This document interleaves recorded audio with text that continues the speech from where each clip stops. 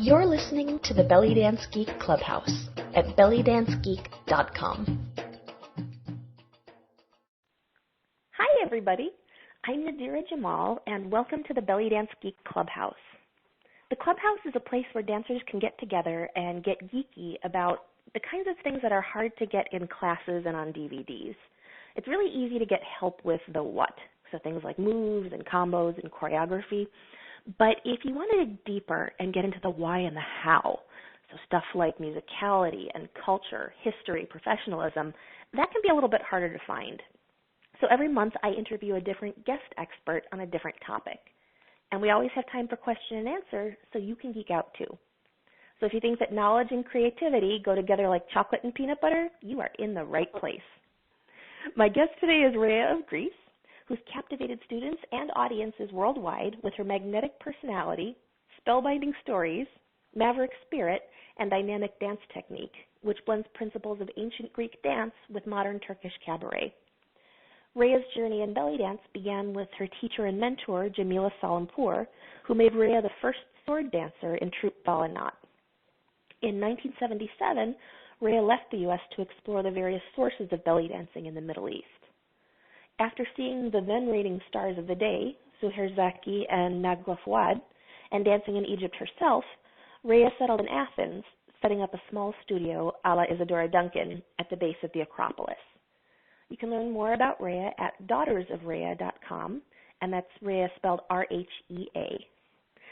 So today, Rhea's going to share some stories about the early dance scene in San Francisco and also from her international travels. So thanks so much for coming, Rhea. Well, thank you for having me. Can you tell us a little bit about how you got started in belly dance? Yes, I was, let me see what I was. I took it for a hobby. I had taken ballet. I was sitting as a secretary or a student. I was working my way to college to become a psychologist or something like that, and I majored in psychology and minored in English literature. And that also interested me in Greece because the basis of English literature has three things. It's Shakespeare, the Bible, the Old Testament basically, and Greek mythology. And then, of course, psychology relies heavily on Greek mythology, the Oedipus complex, the Electra complex, and all of that. So I kind of knew about ancient Greece, but I had no idea that I wanted to go there or anything like that. I didn't even know about Greeks. I had not seen Zorba. I had seen a movie called Z, which, if you know politics at all, was a story that brought about the junta and in Greece where, anyway, they killed this guy. And when I saw the movie, I said, that's real, okay? It was Kostas Gavras, actually, and if anybody knows him. So I had no idea. I was a hippie living with Lena's father, who was then this rock and roll band or a skiffle band or whatever. And they used to play in the streets or on the campus, and lots of people used to play on the campus, and all these black guys would be playing ball Congo drums, and there would be some belly dancers, but they looked sort of, well, hippie-ish. And that, of course, drove my teacher crazy, but I didn't know her. And I was working there at the University of California because we had been against the war in Vietnam, and we had stood in front of the napalm trucks, and we got arrested, and I was convicted of a felony, and then I could never work at a normal job. So I was working there at the University of California because they didn't care about stuff like that. And they're all pretty leftist, I guess, whatever. And we were tear gassed all the time because there was all of the People's Park and whatever and this and that. This is a long, long time ago. In 1965, I think, 64. No, 64, Mario Savio, the free speech movement, caused this guy said, fuck, on the first person ever to say it in public except for Mort Saul. Because people didn't say that in the movies or on television or whatever in those days or the radio. And so that caused a riot, and the campus police came to arrest him, and something just spontaneously everybody surrounded him, and then they put him in a police car, and they wouldn't let the police car leave for 48 hours. They passed him food and gave him a bottle to pee in, and that kind of caused a big ruckus. And I was on campus, and, you know, I saw them in the Daily Californian. There was an article saying belly dance lessons, and I thought, well, I had no idea what it was, but I called her and was my teacher. And she said, well, do you have finger symbols? Well, I had no idea what they were. She never called them bills or anything else, finger symbols. And I said, no, what are they? Well, how do you know about it? She gave me this third degree, and I'm like, God, this woman is advertising, and doesn't she want customers? But I, said, well, I persevered, and so I had to go all the way to San Francisco. I lived in Berkeley because they didn't have them in music stores, and they were funny little things. They weren't like real things. And people didn't have costumes in those days anyway. That's a long story. So I went there, and she taught in Berkeley on 2212 Parker Street, and I went on Tuesdays and Thursday nights. And actually, I had this custody battle with my first husband, who had custody of my first daughter. I wasn't yet pregnant with Melina, and it caused me to have eczema. And so I couldn't wear my contact lenses because I itched everywhere, and I won't tell you the places, but it was pretty internal. And I couldn't wear them, but when I was in belly dance lessons, it was the only time I ever forgot my problems and I could wear them. So I did, and I kept working at the University of California, and we had a professor who, electrical engineering, computer sciences, there was no Department of Computer Sciences. Computer Sciences was in its infancy. And so we had a Chinese guy come in, Professor Koo, and he said, he called us all together. He took us to a Chinese restaurant and said, look, I want you to work together as a team. So he gave us his conference room, his special offices, and said, every year we have a Christmas party and only the staff and the professors come, but I want to include the students. And they were pretty much third world people, Asiatic countries, Indians, that, they were poor. Or anyway, it was an onerous duty on their family to put them there.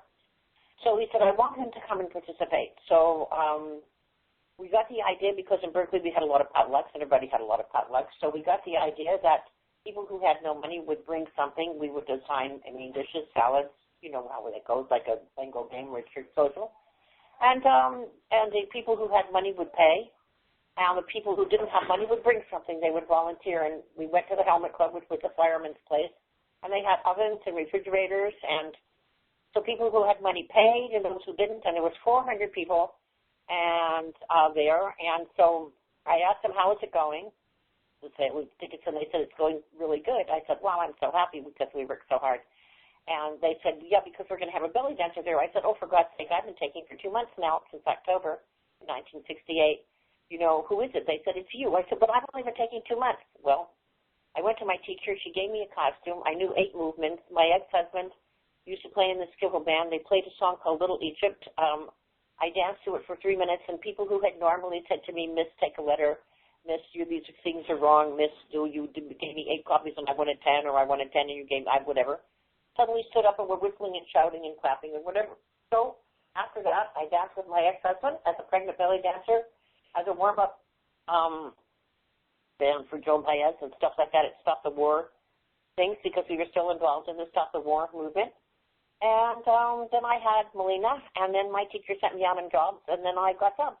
I started at $5 a night, and they didn't want me, but she forced them to have me because she was partnered with Yusuf Kuyumjian at the Baghdad Cabaret, which used to be the star dancer, people waiting lines around.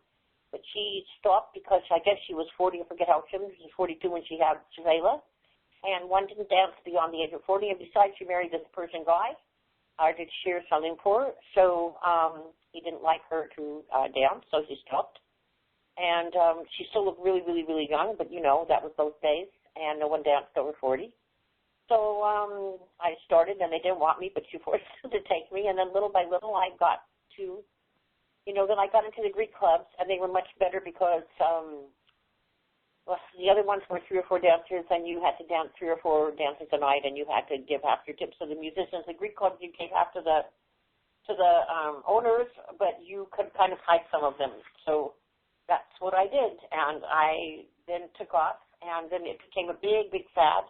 And I and Jamila and a man named Bert Balladine were the only people who taught in those days, except for Serena and then New York and Bobby Farah, Ibrahim Farah, and tell me some other people. Maybe that girl Eleni, what's her name?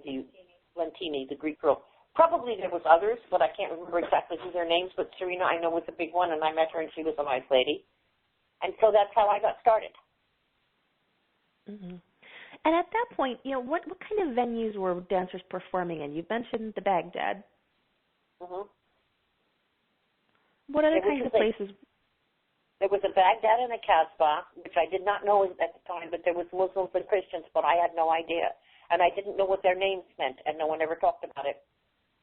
But I realized later that at the Casbah was a Muslim place, and it was Fadil Shaheen, Walid Shaheen, his brother. They played the violin, oud, just all Middle Easterners, and in those days Greeks and Russians, and everybody used to study a musical instrument and play it, really well. And families and whatever, and even my mom played many instruments, and my dad played anyway. So people did these things at family picnics, and so I was kind of used to doing that kind of thing. And there was people, Jalaluddin, Takesh, Salahuddin, Takesh, and all these people were Turkish Persians, and they were all Muslims. And the other guys were George Elias, Yusuf Kuyumjian. They were Lebanese Christian, and Kuyumji, what are those? Armenians. Okay, but I didn't know that. I thought they were just all Middle Easterners. They all played the same instruments. They all played the same songs. And at the end of every dance, you had to do rumpi, which the Greeks played also. So when they did Greek things, and whoever was in that night, if it was Persians, you did that music and dance to it. If there were Saudis, you did that, because they wanted the tips, because they also got half the tips. And if you had, if you got tips, then you got to be hired and stay. And if you didn't get tips, you didn't, and you had to figure out how to do it. But you didn't have to do nothing with the customers. Smart girls knew how to sit with customers without doing nothing else, but I couldn't figure that one out. So you just got on stage, danced with one costume, went, got changed, put on a galabia or something, played either a doumbek or cymbals or a tambourine, went back in, changed to the second set, went back in, changed, went up on the stage again and played whatever, came, and you did that 3 or 4 times a night, and there was other girls there too. And to say the word bitchy is to say nothing. There was a girl that was born without a belly button. Well, it's a long story, but she had an operation to remove it, but that's a long story. So there was lines around the corner to see this girl without a belly button, and she was a big snob, and she was engaged to Fadil's brother, Walid, but they went back to the old country he did, and his mother found him a bride, and so she was devastated. Things were different in those days, and we just tried to learn from each other, and we always went around. There was a Greek taverna on Columbus and Broadway, Castle Baghdad on Broadway. There used to be Gigi's Port Said, which Jamila danced at, I think, across the street, where there was Finocchio, longest running male transvestite show, which is not homosexual, but men dressed as women, who also had the only male dancer, John Compton, who was with Jamila's troupe and started his own Habi Roo. And he was the only one ever allowed to dance as a man with his candles that he, of course, had started out with Jamila. So there was the Mabuhay Gardens, 1,000 seating, the biggest club out of Manila that used to bring big stars. There was the Hungry Eye. There was just all these different things that probably nobody knows about, but people used to go out in those days. And there was the Minerva Taverna on Eddy Street. There was a Placa Taverna, but that man took cocaine and, lost it all up his nose. And across the bay, there was the Taverna Athena in Jack London Square in Oakland. And then there was a Parthenon in a place called Walnut Creek, which was the suburbs, which I used to dance at, and which was my big hangout and my big favorite place to dance, and where I danced the most, because it's not this dark, smoky thing. It's whites and Greeks and Americans, and everybody shouting Opa, and you dance Greek dances, and, it was just a family place, let's say, and that suited me better. And Melina made her first appearance there. And how old was she at the time? I think she was 2. Aww. I've heard this story, so I wanted to make sure everybody else does. Yeah.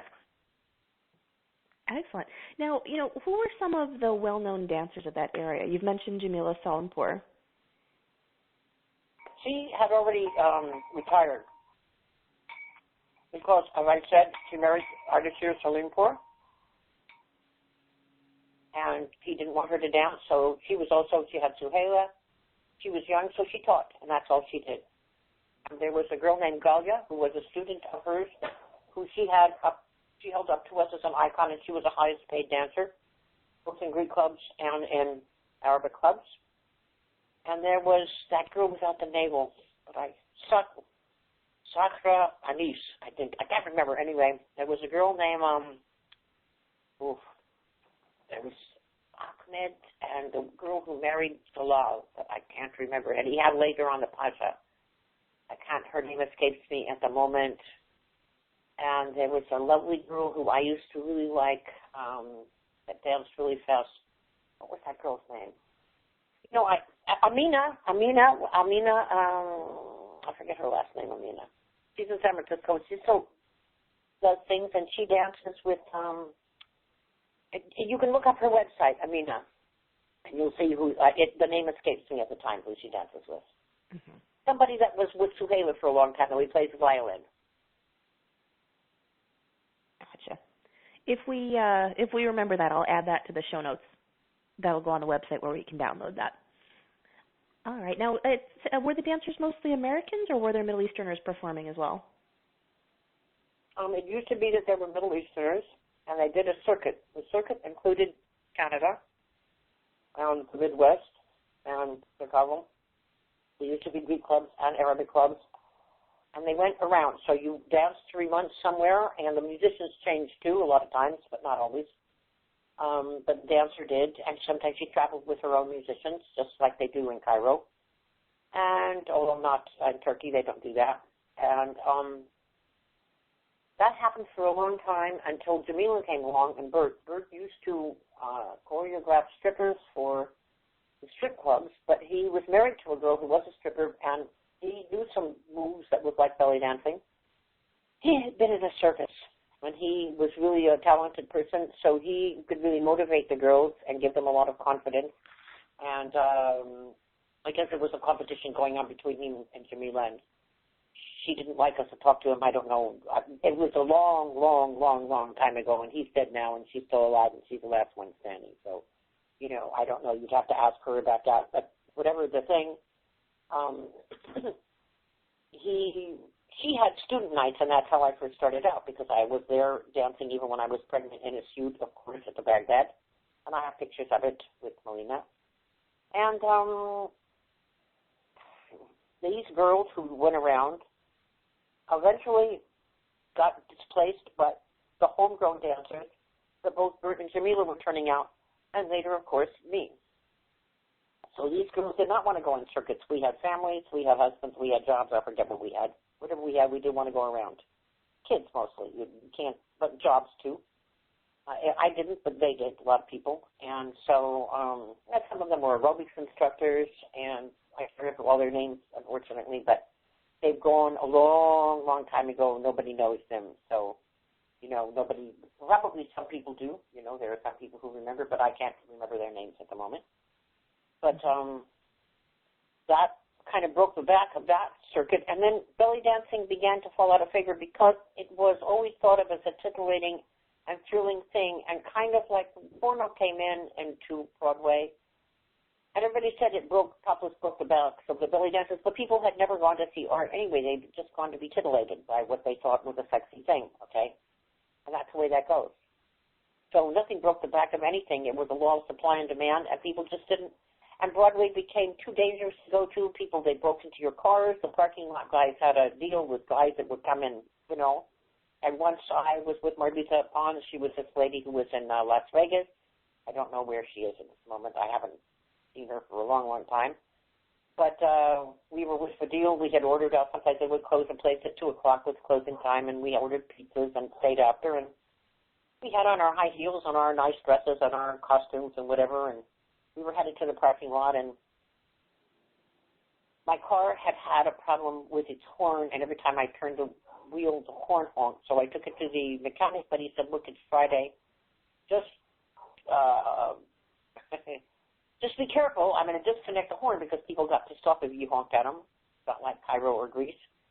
So she said, look, you don't need the horn. Just drive carefully, and I'll disconnect it again on Monday. So I said, okay. So we're going to the parking lot, and I hear this long honk, and I said, for my reason, God, I said, if my horn wasn't disconnected, I'd swear that was my horn. We go into the parking lot, and there's two guys trying to hotwire my car, but instead of hotwiring it, they connected the horn, but they didn't know how to turn it off. So I said, hey, that's my car. Well, they took out this gun, and they shot at us. So we hightailed it back to the cab spot, and we banged on the door, and Fadil answered it, and we said, there's guys in there, guns in there, blah, blah, blah, blah, blah, blah. Well, Fadil, without a second word, went behind the bar, took out a gun, and ran out. We said, Jesus, now what happened? So there was a police car in front, and it was empty, but the windows were open, the keys were, They were upstairs where the prostitutes could see on top of the Baghdad and the Casbah, there were these bordellos. So Don't ask me. Every once in a while, there would be a girl who worked in the Casbah in Baghdad, and they would buy Squad would come and bust them. But for a while, we had extra customers. So anyway, they were the nicest girls of anybody. They were never bitchy, and they always sold you their bobby pins and their safety pins anyway, and even their costumes. No, they were lovely girls. Their perfume, anything. So, but they always took them away. So, you know, we began leaning on a horn of the police car, and the guys opened the window from upstairs and looked out, all disheveled. And they saw us, who's honking our horn, and we're saying, there's guys, guns, whatever. So they come down the stairs. They've got their shoes and socks in their hands. They're buttoning their uniforms on. And they said, what is it? So we said, you know, blah, blah, deal, whatever the gun. Well, we all run down there. They put on their shoes. We all run down there. The horn is still honking, okay? The guys have left long ago. Fadil is coming back with his gun, whatever. They know Fadil, of course. They're not going to arrest him for having a gun. And somebody turned off my horn, and we went home. But that made other people wary of coming into. So Broadway died. And when Broadway died, that's when I decided to go to Greece, Turkey, and Egypt. But that's another long story, and I ended up in Greece. Mm-hmm. So how did the shows then compare to what we do now? As I don't know what you do now, I have no idea. Well, can you tell us about what a typical show is like then? The only person that I see performing in any kind of show that it all resembles what we used to do is Melina at Karun. That's the only show, and her students. That is the only show that used to be. What was that place in Cambridge, Melinda? The Avarov. And where is that nice place that you and me danced and that Lebanese lady had us back again? Well, that used to be the Scheherazade. Okay, all right. But a long time ago. Anyway. But see, little by little, for lack of customers, you speak. But see, John at the, John, what's his last name? Derdolian at Karun has been there forever. His parents are there. His sisters are there. His son is there. His wife is there. His daughter is there. So I don't know. It's a family place, okay? So they don't have to worry if they have no customers. It's not like they have staff that they have to pay, although they do have staff. And also all the Armenians go there. And that a lot of Russians go there. And it's a whole like Christian Orthodox kind of trip going on there. And so John has managed to keep that place afloat much longer than... There are other places. Which are those other places? Oh, I mean, it's where the musicians are, like the Fred Elias ensemble. Fred Elias, you know him. Oh, yeah. I just want to interrupt for a second and let everybody know, right now we're talking about venues in Boston. So for the most part, we've been talking about San Francisco, but we're talking about Boston at the moment, which is where Rhea's daughter, Melina, lives. That's how we got on this topic. So I don't want people looking up Karun in San Francisco. No. Mm-hmm. You won't find anything in San Francisco. Can you tell us what a typical show is like?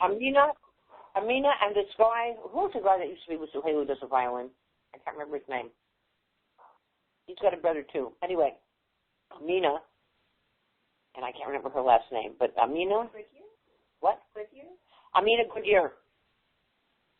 Amina Goodyear is the one girl I know. She plays Duff in Iraq. And she works with these guys, and it's a lot like the Fred Elias thing. They do, you know, not private gigs. They were at a place called the Pina Pachamamas, and they just do anything, okay? Wherever they go, people go, okay? But there's never a stage. I mean, it's just this kind of like a little bar, and the people have to dance on little aisles. There was a place in San Mateo where is my hometown, and there still is, actually. It's a Lebanese place. I forget the name of it, but it's on 25th Avenue right off of El Camino. And they're Christian Lebanese, which doesn't matter, but I mean, I just know that they are. And a girl named Asia, and I don't know her last name, but Asia, that's there with another really nice girl, but I've forgotten her name now. And they organize things for a while, but she is no longer there. So I dance there, and there is a big stage, and it's a nice restaurant, but no live music. But you do get tips. And whatever they are, they're yours, and the boss comes out and gives you tips, and he sends the waiter out and gives you tips. And Asia paid me. But she doesn't do that anymore for reasons that I don't know. Mm-hmm. So can you tell us about what a typical show is like? What? Can you tell us what a typical show was like? You've already mentioned that you did a couple in a night. Okay, 3. Well, it was a long show, 30 or 40 minutes, as long as the people kept clapping, as long as the tips kept flowing. And it was what we call the 5-part dance, which Melina does now. So it meant that you came out with a veil and clothes and whatever you were clothed in, with shoes or not shoes.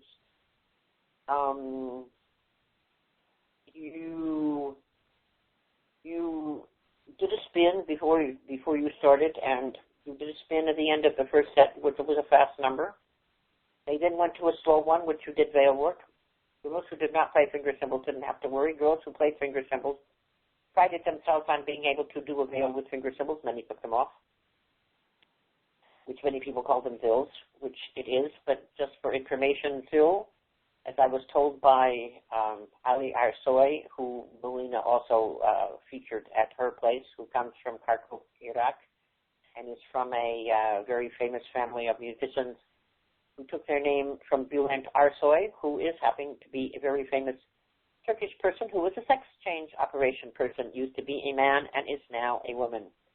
And that's named Bülent Arsoy. Okay, so it was the Ali Arsoy, and he told me about how, wait a minute, where did we start here? Zills. Thanks. Zills, that is a generic name, that is to say, if you go to somebody's house and ring the zill, it's a bell. Whereas Zagat, the Egyptian name, and perhaps it's Arabic, I don't know all of those things. I know only Egypt because I've gone there to Cairo the most. And a little to Sharm el-Sheikh, they call them Zagat. And the guys play these monster ones, and guys play even normal ones. And they don't really expect too much from them. The people who play the best are in Sulukule, that's in Istanbul, and they are the gypsies. And that's another story. Because they're also prostitutes, and they are gypsies who no longer roam because the borders were closed. Ali told me that, they're usually from Romania. And there's Turkish gypsies in Greece, and when they closed the borders, and they don't have passports, they can't go around no more. They have to stay wherever they were. So all the gypsies apparently in Turkey speak Romanian, and all the gypsies in Greece speak Turkish. So after the veil dance, they did, you spun again, and then you did a fast number without your veil. And then you either did floor work, or you did what they called a numero. You either did a sword, which Jamila was the first one to put, or you did, mostly before that, some people did what they call a man act and brought a man out to do a rather bawdy show, which involved apples and bananas, and I won't go, further into it, but because it was adult entertainment. Dalia, this girl I mentioned, was the first one to do a clean family act involving a man, and I copied her, and we all copied her, and that was the beginning of what became what most girls did if they took a man up, and what I did when I went to Athens, and my boss told me, no, you must take up more men. So, because there are many groups and you must take something from every country that comes in, so we did to satisfy the tour guides. And then there was another lady named,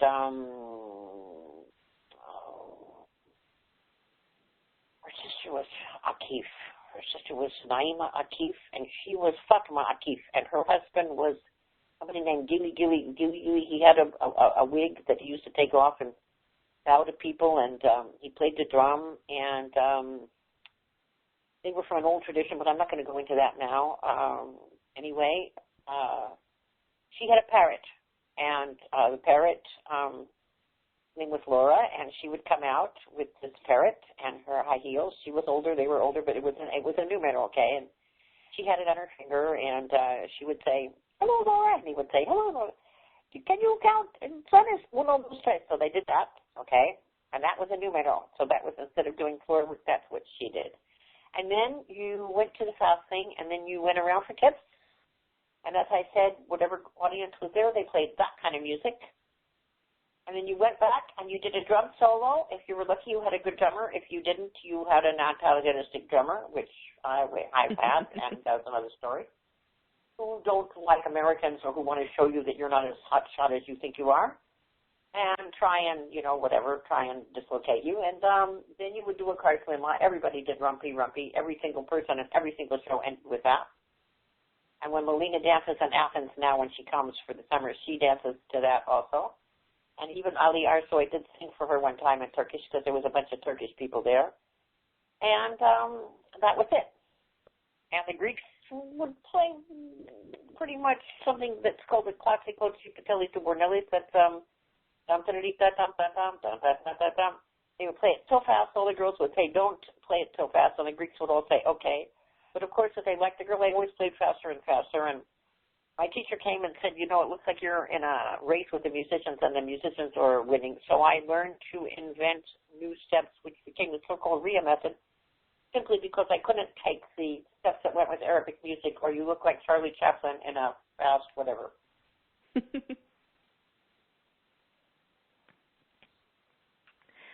Now, you mentioned the sword recently, and I understand that you were the person who first danced with a sword in a modern context. Is that right? No, Jamila put me at Bal Anat. We used to do the Renaissance Pleasure Fair in Northern California. She did. And I came when Melina was just a baby, I think, and I was the first one to do the sword. She didn't want me. She gave it to somebody else, but that person didn't want to do it. Or nobody wanted me in the beginning. So I didn't look like that. I looked kind of like, I looked too American. I don't know what I looked like. Whatever it was, they didn't want me, but she gave me the sword and I practiced. And Melina was just a little baby, and I used to live upstairs, and I was taking care of this lady, Myrtle Elaine Dickey, who had provided her house up, and she was a deaf lady, so she rented to my ex-husband. Is that fan here? She rented to my ex-husband, and they used to play because she was deaf. She never minded. And then downstairs was another guy in the band, the Cleanliness and Godliness Skipple Band. So the only downside was that sometimes, because she was deaf, she would fall asleep, and her television was so loud that I used to go down there and practice. She had a big mirror, and I would take her food and take care of her and have Melina down there. And I would do my sword. I would practice 3 times a day for 10 minutes, and that's how I learned it.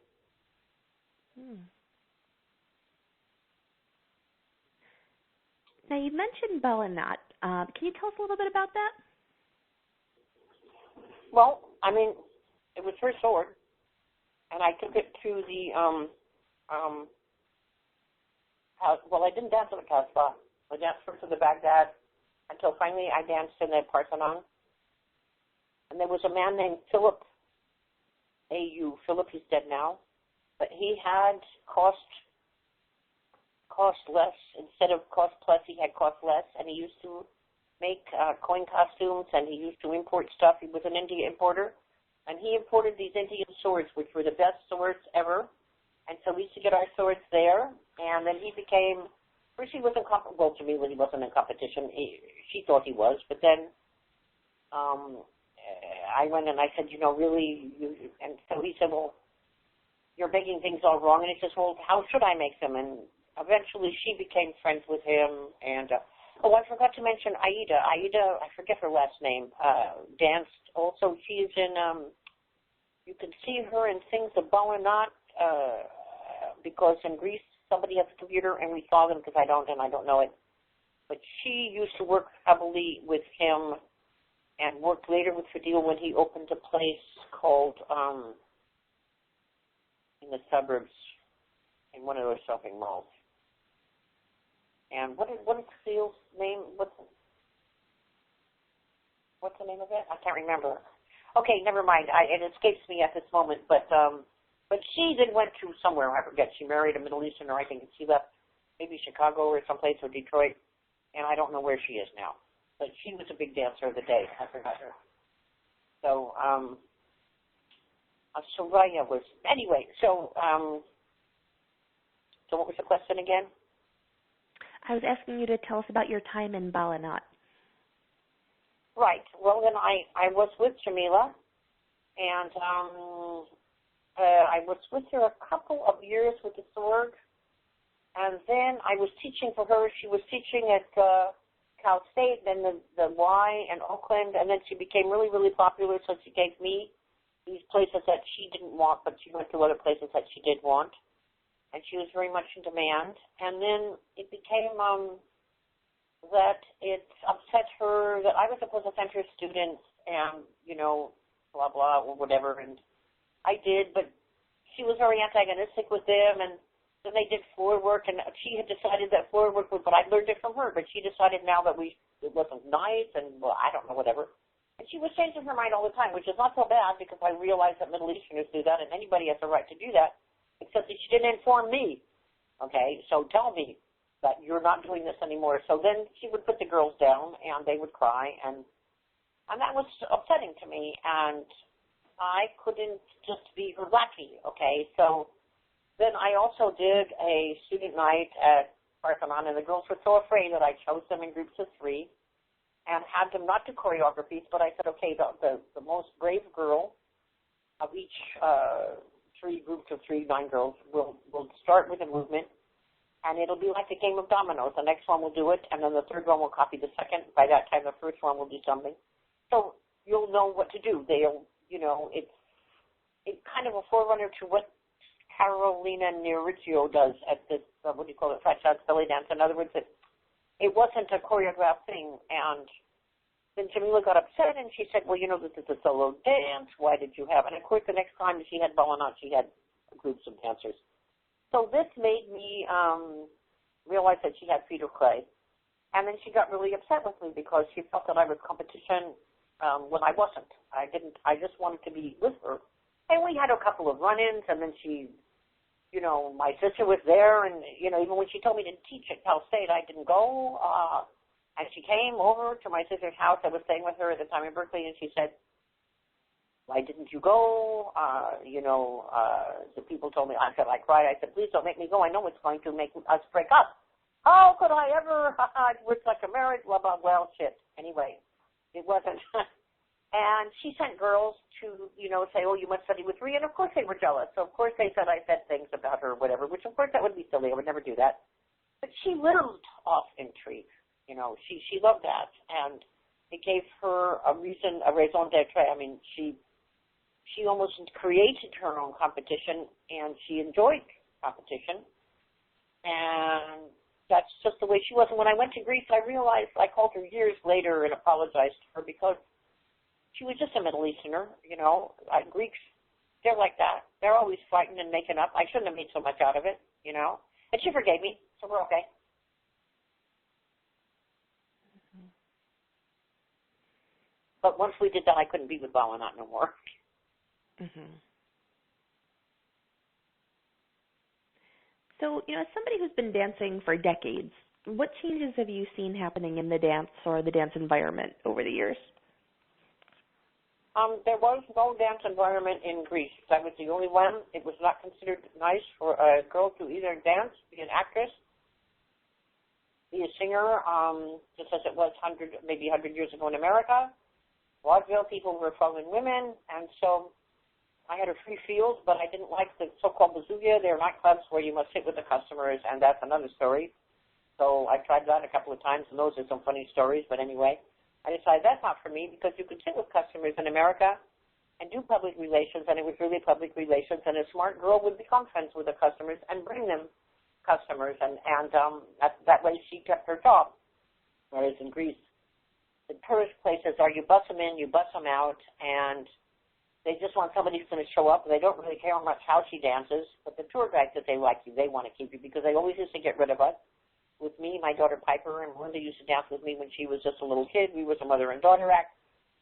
And, when the new season started, because I have a summer season, which is the summer one, and then in winter they close and just do a Greek show.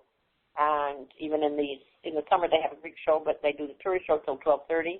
And then the Greek show started at 12:30 to 6 in the morning, or whenever people finally ran out of money and decided to go home. And there were no laws saying that you had to stop. Now they do, except for, but anyway. So things were different then, and there was a girl dancing. I think she was 16, and she was what they call the folkloric balletto. They were kids that were in the gymnastic academy, And usually the most daring girl would do a belly dance, and she usually had a bathing suit with some, like, beaded curtains or something with some beads hanging off, and that was it, a bra, pants, and that's it. And she would take customers up and just, do dance around and have them dance around, and I did a whole show, with its mount acts and whatever in the sort, and the boss said, look, I haven't told my dancer that there was a double show tomorrow because there was lots of double shows upstairs, downstairs, and sometimes triple shows. And downstairs, a mezzanine and a terrace. So, she didn't know, and he said, just come and do it's an early show, and she won't know. So I did, and it worked out that he said, okay, come tomorrow, and I got, at those days, 800 drachmas. My rent was 3,200, so in 4 days I could pay my rent, and I brought my kids for 6 months, and got that job soon after, but I knew I was going to get some kind of a job there because I saw it was an open field. I thought I could dance anywhere I wanted because there were no professional dancers whatsoever. And that was it. There was no scene in Greece whatsoever. People didn't want their daughter to, or their sister or their wife or any female relative to do anything like that. And so there was a big taboo against that. And so I had a free reign for a long, long time. And I don't know what happened in America, to tell you the truth, because I would come back and do seminars and then be feted at some place or another, but I don't know and everybody was pissed off when Rhea comes to town and we all lose our jobs, but that wasn't true. It was just that they would take me because people came in to see me, and it was a temporary thing because I would go back to Greece. But by that time, the bosses would do anything. I mean, it took a long time for the places to buy, but they did. And I certainly wasn't the one who put them out of a job, but people always are. It's kind of a catty business, so I didn't take that. So I don't know about the scene at all. Mm-hmm. My daughter Piper danced in Washington, D.C. and around Baltimore, I guess, and did her own shows, Belly Palooza, and that's the new thing now where people do seminars, I guess. And, like, I don't know if you've ever heard of Ricotta or, mm-hmm. that kind of thing. Gotcha. Now, you talked a little bit about the performances that you were doing in Greece. Can you tell us about your travel? So how did you get to Greece? What route did you take? Well, I went, I had this hysterectomy, and I had a long-standing boyfriend who was my first Greek, and I had a disastrous breakup, and then I decided that I would go to Greece and to Turkey to try my luck. But it turned out that there was no belly dancing there. But I went to Egypt, and but everybody was a so-called charmuta, that's a prostitute. And but those prostitutes were well regarded by people. And to make a long story short, everybody either thought I was a prostitute or wanted me to be their second wife. And so I had a ticket with Olympic Airways, which was the only airways in those days. And I had a ticket for 10 days, and I left in 5 because, I couldn't take it.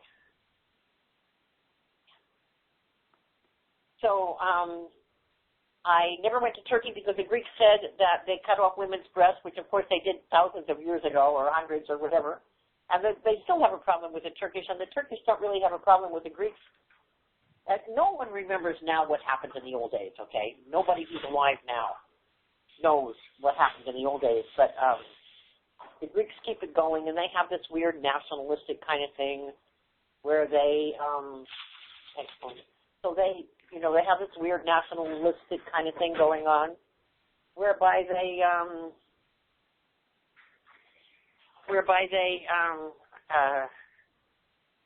they are always expecting to have war with the Turks or whatever, this or that. But, of course, the Turks actually, it's like the flea on an elephant or something. The Turks don't even know what they're talking about. And I remember going there to Istanbul, which the Greeks insist on calling Constantinople, okay? And there's the only airport in the entire world in Athens where the destination is not Istanbul, but Constantinople. So, they scared me from going there. I didn't go there. I actually had been there. I will tell you that from my own personal experience, I prefer basically the Greeks as human beings. I don't know if you ever saw Midnight Express. Mm-mm. You know that movie where the boy gets arrested and put in jail for trying to smuggle hashish or something. The Turkish people are how would I say something like this? National characteristics are such that I would say, colder-blooded people. The Greek people, like people ask me, what's the difference between, because I had been to Egypt, not Turkey, and Greece, and people would say to me, well, what's the difference between the Egyptians and the Greeks? And I say, well, look, it's like this. The Egyptian, he has a knife behind his back. He's smiling at you, and he's waiting for you to turn around. The minute you turn around, he stabs you. The Greek, he has a knife behind his back, but he's in a hurry. He can't keep himself. So before you can turn around, he says, I have a knife. And, of course, he ruins the whole thing. He can't. He can't torture people because Greeks just can't continue to do anything. They'll do it, and then they get bored. It's like they can't continue, you know. So it's kind of like they can't plan anything, and they do stuff according to what they feel like, and they plan it, and then it doesn't happen, and you know, it's too complicated. We call them a more hot-blooded people, less rational, but they don't have a good tourist industry. It's always grab what you can now. That's why they have so much problem. The Turkish economy is doing much, much better. And were it not for the fact that they're Muslims and a lot of people are uneducated because people feel that their daughters should not learn things, and people feel in general that education will destroy the family and take their children away from them. Now it's the opposite, and now Turkey has modern hotels and all kinds of recreation sites, and they're really going ahead of Greece. And hopefully, but see, they're coming over to Greece. They love Greece, okay? They eat the same food. They drink the same coffee. They drink ouzo. They love them, okay? I mean, they're Muslims, but they still drink ouzo. You know, so it's the Greeks that have the big problem. And little by little, that nationalistic fervor is dying down, you know.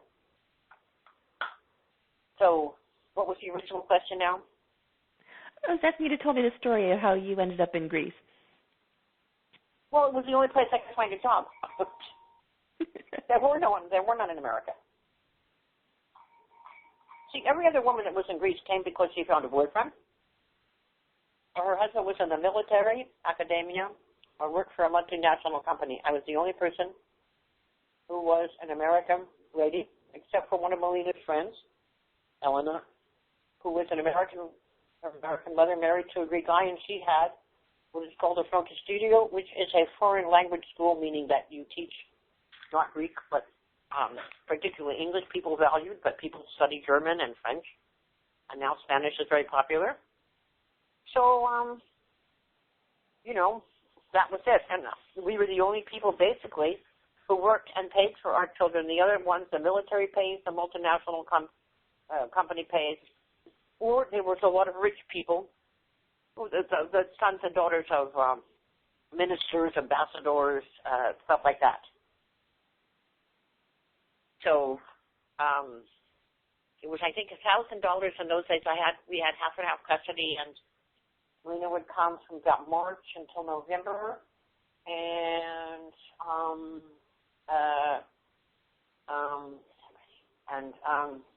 she would come from March until November, and she would go to one quarter of American Community School, which cost $1,000, and that included the bus and a lunch. And she couldn't take Greek, which she wanted. She wouldn't take Greek, which she wanted to. I don't know why. The classes were full. So she ended up taking French, and then she ended up majoring in medieval French literature, and she's got a doctorate in that. And she even went to Geneva, and I came to visit her there. I went to visit her, and I, she did that, but then she met Sasha, and he's with the circus, and so she became a circus person, and she taught French, and actually, she's very good, and she even knew juggling, and I remember going to one of her classes that she taught at UPenn. I came in, and she said to everybody, c'est ma mère, bonjour, madame, bonjour. And then she brought beans and socks to school and taught people to juggle at the last day, but she never told people she used to be with the Pickle Family Circus, and her dad met this lady who was, anyway. And she never told people that she had been a belly dancer, and she never told people they had been, like models and stuff. They wanted to have a normal life, and I remember she went to New York with her dad, because that's where he left to be with this actress lady and director lady and whatever, of Shakespeare that, he later married. And so, I said, I guess the stepmother had friends in the art world, I don't know, they put her in a line drawing of her in the New York Times or something, Wall Street, I forget what it was, I said, Melinda, you can do this. She said, Mom, I just want to be a normal girl and come home and eat milk and cookies. And I'm like, all right. So they didn't want to do anything like that, and both of them decided that they were going to be normal people and academics and whatever, this and that. And for many years they were. And then, but Melina, when she was 18, was going to Wellesley, somehow found this Caroon place. I don't know how she did, but she did. And so she's been dancing there for 25 years, so I guess that tells you how old she is. Same thing, She knows all the family, and they love her, and, John, the boss, always talking, and now he lets her bring in her own students and put them on whatever she wants, and, so that was that. Enough about me, says Melina. So now, what was your question again? Well, I was asking you to tell us about how you settled in Greece, but I think you've done that. So do you have any other stories that you'd like my listeners to hear? I can't think of any. I mean, I have thousands of them, but unless you ask me a question, I don't know. We've been at this for an hour, so I just want to make sure that I haven't missed anything that you thought was important. So I'd like to ask you a variation of a question that I ask most of my listeners, and that's that, if people take one thing away, if people learn one thing, what would you like that to be? Wait a minute. If I could do what again? Say what again? If my listeners learn one thing from you, what would you like that to be? Oh, heavens. I don't know, really. Follow your dream, and don't be afraid. Like, just do whatever you feel like. Don't let people frighten you or say, this is dangerous, or it is dangerous. I was in Khartoum once, and, one year there was thousands of people there, and French dancers and Italian musicians and Romanian musicians, and a guy with a light show and smoke and whatever. And the next year, it was a military takeover in Khartoum, and, in Sudan, and I was the only one who was stupid enough to go. And that's a funny story. And I went, and they met us in the airport, and of course it's a country of black people, right? But the people in the hotel, they didn't recruit the ordinary Sudanese people.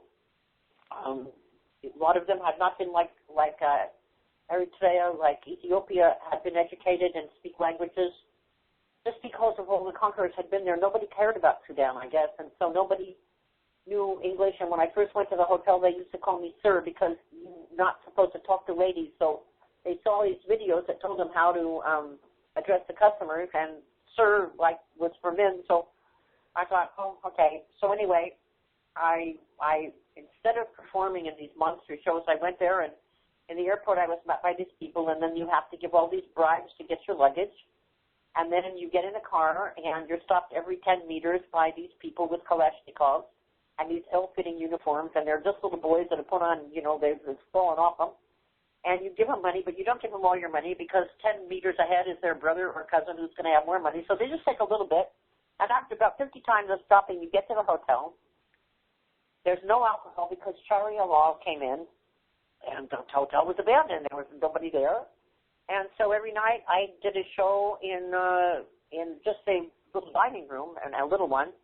And the only people that was there, because everybody sent their wives home, were people who were with Italy Air, I forget, Alitalia, the French Air France, the English, let's say, but they were just men. And so they would come because they all had alcohol, of course, in their own houses, and probably brought it under the table. And they even gave me a bottle of it when I first came there and said, keep this in your room. And that was it. So every night I would do this show, and I just introduced whoever was there. There was the cook, and he would come out with this big white hat, you know, those kind they wear, and they would all do these deep bows from their waist, so he would hold on to his hat and do that. And then I would introduce Simon, the black Ethiopian who studied popular mechanics, and he was the one who made the elevators work, and there was no television, there was videos and stuff. They didn't have a signal. In the back of the Hilton, there was a whole farm, just in case the generators went down, they could have food to eat, you know.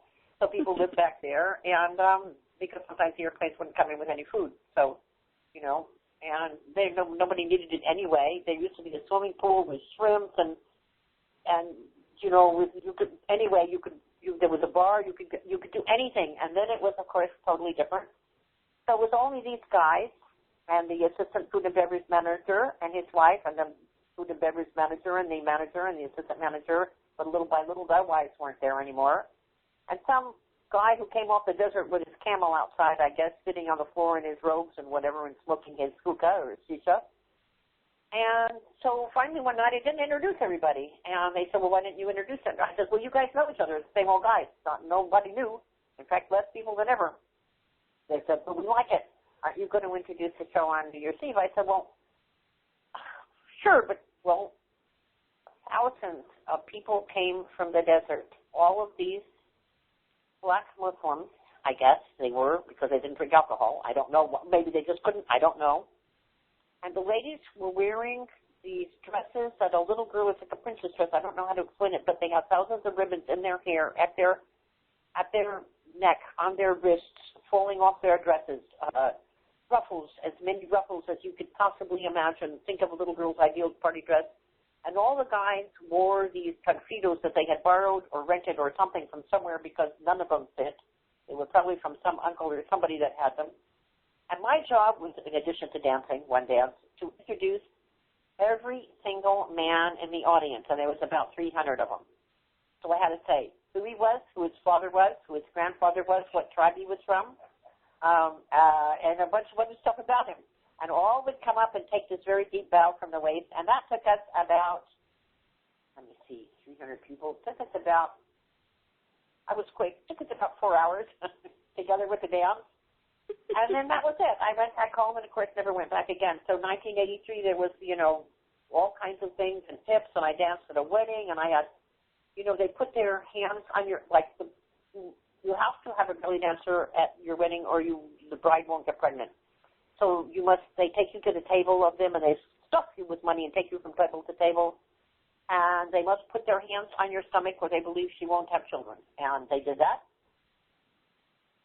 And then all these little girls followed me, and the foods and beverages manager, which they imported from Athens, said to me, well, you know, do you want to do this job? I said, well, my contract says I can't. He says, well, never mind. How much do you want? I said, I don't know. I mean, what, you know, you said well, he says, look, he says, will you take $100? I said, sure. He says, well, look, I asked for $200. $100 is mine. But you can give me the money. You're going to get tips. You can give it to me in Sudanese pounds because, you see, the government used to buy money off the black market. I mean, it was crazy. Okay, it was crazy. So I got all the Sudanese pounds, and after I went to the bathroom to change, and these little girls all went with me and grabbed all the money off me, and they were all giggling and laughing. And they all assigned themselves to count it out in the ones, the fives, the tens, I don't know what it was. They counted it all out in all the denominations and then gave it to me and ran giggling out. And I got to be escorted with the bride and groom's hat in the back. The wife wasn't anywhere. She was probably with another thing. The husband drove me in a limousine, and I got to sit in the front seat. That's what they think of belly dancers. So that was kind of an interesting story there. Mm-hmm. And the soldiers came into my room and, you know, wanted my money and alcohol, and they had these Kalashnikovs, and they're just young kids. You were not afraid of them, or I wasn't afraid of them. I mean, okay, look, they could shoot you, of course they could, but they just didn't. They looked like they're wearing somebody else's uniform. They just looked like, and I was sitting down playing the guitar on the floor, and they burst in, and they probably thought, what the hell? You know, I didn't look like a normal person that they were thinking about. So they said, give us your money, and give us your alcohol. And I'm like, I just didn't know what to do. I was in slow motion. I was in shock, but I wasn't afraid. It was like it wasn't happening. It was not real. This is not real. So the only thing I could think of to do is to say everything they said. So I said, give us your money, give us your alcohol. They said, no, give us your money, give us your alcohol. I said, no, give us your money, give us. No, we want money. We want we want money. They would send guy after guy and say, you talk to her. The same thing again. Until finally I start to cry and I say, oh, look at my costumes, and last year there was some money and alcohol and everything, and now look, there's nothing. I don't know what happened, but they whatever and this and that, and look, and I can't even get any tips, and I don't know what to do, and there's no money and no alcohol. So this guy took a little bottle out of his pocket, and he gave me a swig, and he said, oh, keep it, and he left. They left. So they moved me up to the 6th floor where everybody was with guards, which they should have probably had me there in the first place. And that was the end of that. I came back to Athens, and everybody said, well, we told you not to go. But see, everybody always tells me not to do something, and I don't listen. Well, next time. So that's that. There's probably more, but see, I can't remember them. Mm-hmm. See, it occurs to me there's something I meant to ask you about, and that's that, I've had the pleasure of seeing your Audience Participation Act, where you literally got up 24 men in a chorus line, and it was the best one I've ever seen. Can you tell us how you do it? What was it that you said you had the pleasure of doing what? I saw your Audience Participation Act in Boston a few years ago, where you got up 12 men in a chorus line. Can you tell us how that works? Yeah. No, that's it's what I learned. Hilarious, and they had such a good time. No, see, that was the man act, but I learned that from Galia, because all the other girls did the apple and the banana. But Galia did a more family-oriented act. And when I went to Athens, at Athens by night, the boss said, you must take up people from every group. And I thought, well, I can't. It's going to be too, havoc and whatever. And they're all from different countries. But I realized that you can control a crowd. And I learned a lot through belly dancing. I will be forever grateful to my teacher, because I learned things about life that I never would have known. Now I wouldn't be afraid to face down anybody in a crowd, or I don't think it would take a lot to throw me, and I feel like I could bring the whole restaurant and do stuff, any kind of thing I wanted them to do, because I learned the group psychology, kind of. You get 1 guy, 2 guys, 3 guys to do it, and most people will do it. And that's the way it goes. I learned to never take up a guy who has his hands folded across his chest, never take up a guy who has a beard or a mustache, never take up a guy who's too young and good looking, never take up a guy who smokes a cigar. Well, they don't anymore, or a pipe, but they did. There are some signals, who's scowling or frowning,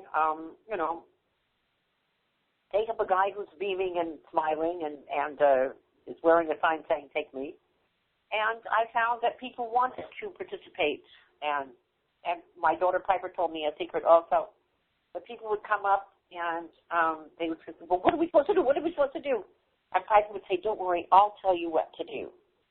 And that made people feel, so I used to do even something when I was in Montreal with Piper. She used to dance at this Tabayon place, really nice Greek place. And, I would bring people up and they would give me a microphone, and I can just do a whole numero. I can do a whole thing. So I would say stuff like, do you believe that, that there should be equality between men and women? Everybody says yes. So in other words, what a man can do, a woman can do, right? Oh, yeah. Well, how about can a man do what a woman can do? Well, sure. Well, good, let's prove it. Okay, who's willing to come up here?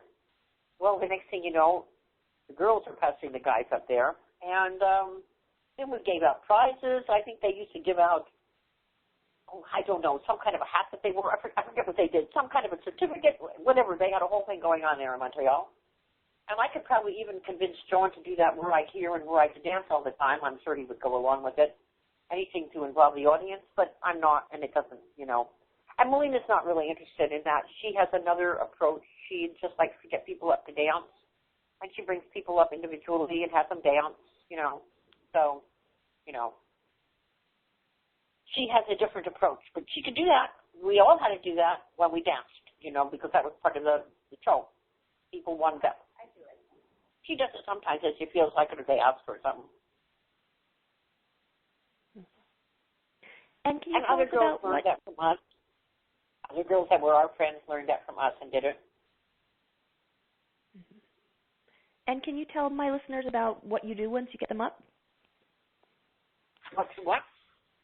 Can you tell my listeners about what you do with the men once you get them on stage?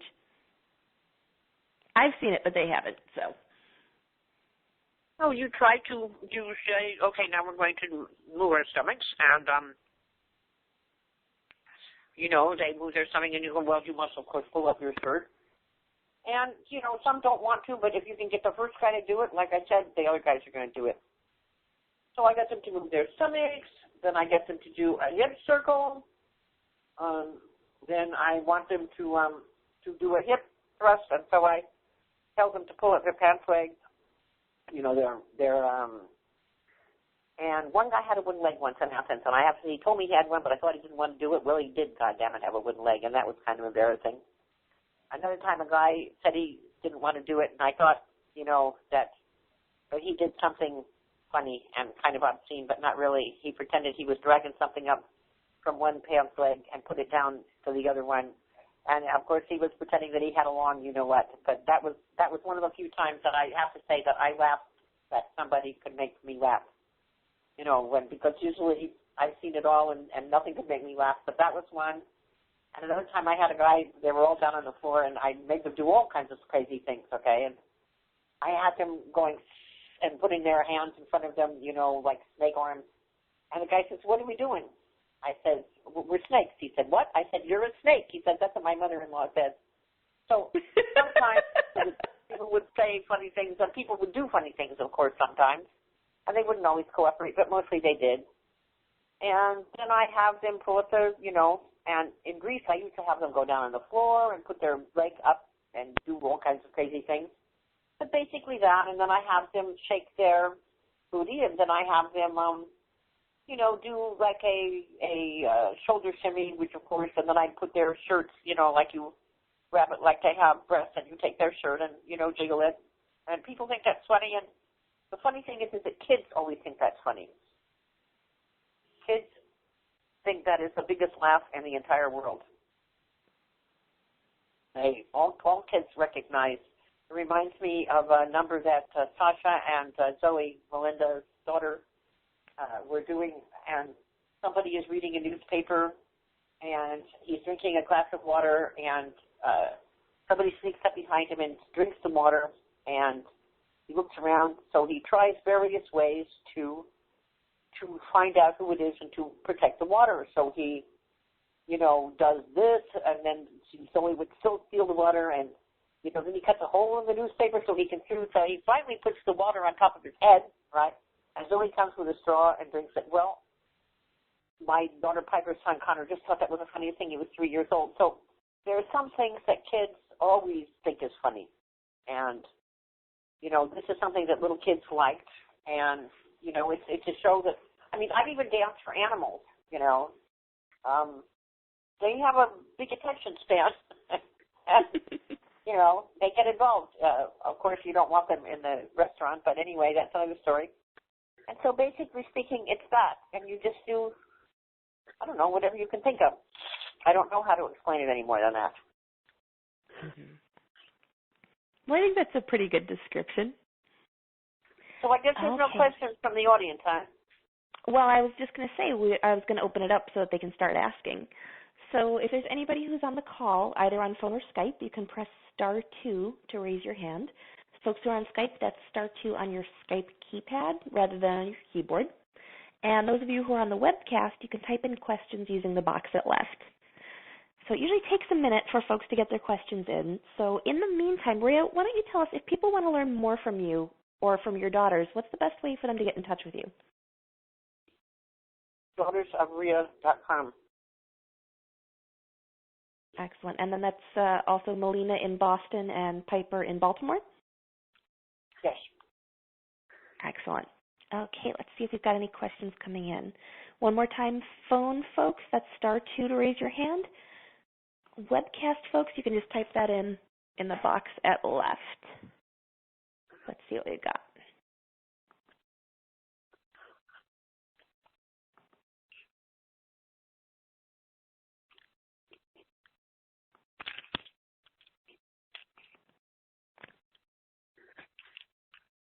Okay, I'm not seeing any questions yet, but it can take a minute for the webcast ones to come in. Well, so let me ask you, how did you start doing this? Actually, it was my mom's idea. She was a dance reviewer for a newspaper in Buffalo.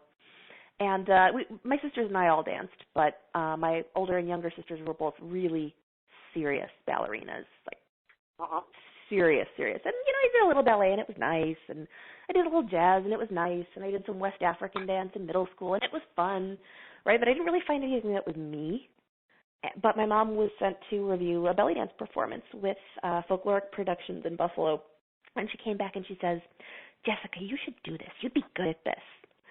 So I didn't get around to it for a couple of years, but she was so right. So listen to your mommies, everybody. Mom is always right. Very, very often. Okay, so we do have a question. Andromeda in Boston asks, how does she create her fantastic costumes? How do what? Say again? How do you create your fantastic costumes? Well, in the old days, there were no places that you could buy them, and you had to make them, or you bought them from another person who had who was selling them, going out of business. Like when I first danced, and my teacher got me a costume from someone else, right? So that was one way that we did that, Other coins, right. I used to do for my teacher, I would drill coins. She got them at a place called Geek and Company. It had foreign coins, and people did that in the old days.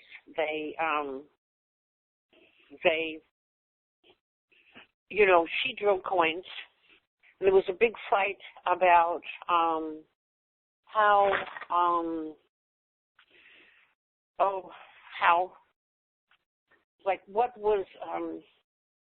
what cabaret costumes and whatever. But see, my teacher had started with cabaret costumes, but she did this coin thing, and then it created quite a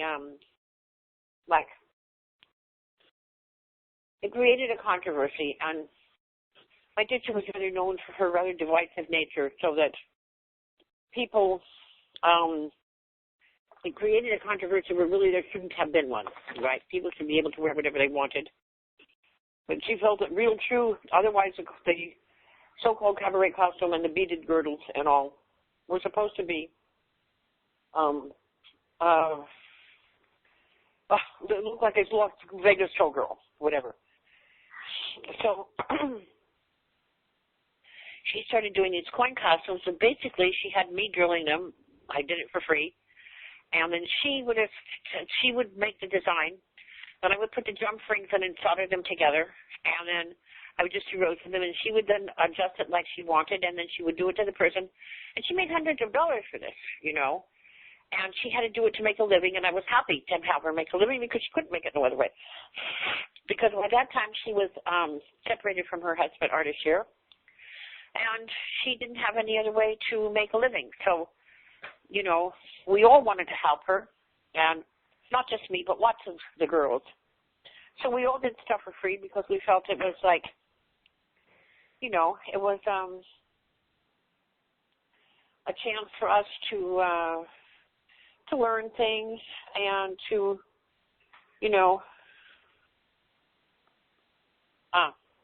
a chance for us to learn things and, we took it as an opportunity. And so after this whole controversy ended, then we all learned to make our own costumes because you couldn't buy them anywhere if we wanted them.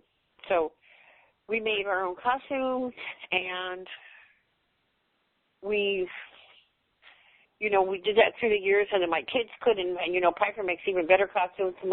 Melina never learned to do it because she just used to take our handoffs, and but we had other friends who did that too. All the girls from the old days made their own costumes. There was no industry in Cairo yet, or Turkey, what they have. I forget what it is now that they have there, in Bella, I think. So, who's an interesting person, by the way. So then,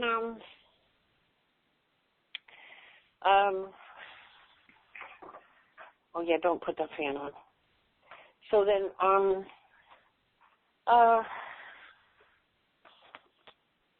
I, in making them, got sort of a revelation one day and began making these kind of, they call it folkloric. So I had gone to Turkey and bought these vests, and I bought some Indian vests. People used to bring stuff to my class to sell. So I got these Indian vests, and I cut them up and made, out of the vests, I made girdles and bras, and then I made these hats. So I took these Turkish fezzes, or just regular hats that were straw hats. I cut them up and covered them, and I used a hot glue gun. And Melina now has this collection. I almost showed them in a museum once, but you won't find them anywhere in the world. They're very unique, and but I've given them all to Melina. I don't have anything anymore, I don't make them anymore. I don't really dance anymore. I don't want to say I'm not interested. Maybe I am interested. But first, I'm 72, and, some people still think I dance. I mean, some people don't think I'm that old, and I still, of course, can dance. And particularly, I can still do a show, So, that is still going on, but and also every stage I've ever danced on kind of like, disappeared from under my feet. So, it's like there are no venues except for Karun, which I, used to dance at with Melina and sometimes Piper, but now she's not there so much because she's got the studio. So she does her own thing, and she's done that, and I've done some shows there. And I've also sang some Greek songs, and I've sang with Fred Elias and those guys, some old Greek standards that they know, and that's fun. But, many people thought, oh, I could be a singer or, so I had a voice like for Fado, which is that Portuguese thing. But I'm not particularly, I don't know what to say. I mean, if I ever had a chance to do it, I have sang in front of people. And I've acted. I've done lots of stuff, but, I've been on television, but I can't think of any reason to do it, so I don't do it. So, so that's it. And there's no more questions, are there? I don't see any more, so let's call that last call. So, again, if anybody wants to type in questions on the webcast, you can use the box at left. If you're on the phone or Skype, you can press *2 to raise your hand. Uh-huh. And while we're waiting for those to come in, why don't I just say a couple of things. So first off, thank you, Rhea. Well, thank you for having me. This has been a blast. I knew you had good stories, but I didn't know the extent of them, so that was really fun. I have more, but I just didn't think of any of them, and, usually it has to be, see, if we were face-to-face, it would be different. And if we were together drinking a glass of wine and having, whatever, it would be different. Well, you're, I think 3 towns over from me right now visiting your daughter, so if I'd thought about it, we could have done that. So if you ever come to Greece, I've got more. Oh, I'm sure that would probably be a good way to do it. And Melina teaches at these various places, and Melina's coming, and Andromeda, who called in, is coming with her husband. And Melina's brought many other people, students. She brought one girl, Diana, from Central America, I forget what country. And she taught and did tribal. In fact, she started sort of a thing people hadn't really ever seen. It was the first tribal person anybody ever saw that came up until that time. And now Lena has another friend, Jasmine, who came to study with her and studied with also Jamila Salimpour and got a certificate or whatever, and she presents shows all the time. in Athens, but there's no more, it's over now, it's fad. No more places to dance anymore that pay you any money. Mm-hmm. And all it is really basically is belly dancers dancing for other belly dancers, and they produce shows, but nobody makes any money at them. But what they hope to do is to be seen by others and to be honored by others and brought around and be honored, but nobody makes money. I think they all have either husbands that make money or another job or their parents. I don't know what they do. But it's basically a glorified hobby now, which is either good or bad, or I don't know what it is. But, yeah, to me, Jocelyn makes money teaching, basically, and she probably lives with her boyfriend and her folks. I mean, she's the only child, you know, so I'm sure that she's a real hard-working girl, you know. Well, but, you know, in other words, but it's not a money-making thing, nor was she ever in it to make money. And most of the girls I know aren't in it to make money, whereas before we used to dance as a profession to pay our rent and stuff. Mm-hmm. But people don't anymore. And Melina couldn't, even though they pay, she's the best paid dancer at Croon, she couldn't make enough money to live, you know. So that's an unfortunate reality of life. And I don't know, this girl, Emma Lantini, what does she do anymore? She's teaching, basically. Okay, so you can wrap it up. All right. Well, thank you, everybody, for coming. This is the end of the call, but that doesn't mean that the conversation has to end. We've got a private Facebook group just for folks in the clubhouse, so I'll send out an email shortly with an invitation to that. And I'll also include a link to the call recording, so if anybody would like to listen to this again, you can do that, as well as links to the Daughter of Rhea website. And I'm also going to include a survey asking for your feedback. So if there are any topics that you'd like me to cover, any speakers that you'd like me to invite, or any improvements, we can do that. And while I have known of Rhea for some time, this was actually a listener request. There was somebody who asked me to have her on and tell us her stories. So you know who you are, but I didn't get your permission to say your name on the show, but thank you. Our next call has not been scheduled yet, so we'll probably meet again in the 3rd or 4th week in July. And the last thing that I want to say is that this is the come on in kind of clubhouse, not the no boys allowed kind. So if you know anybody who would like to join us, you can invite them at bellydancegeek.com/clubhouse. And until next time, happy dancing, everybody. Good night. Thanks for listening. For more geek-tacular resources, visit bellydancegeek.com.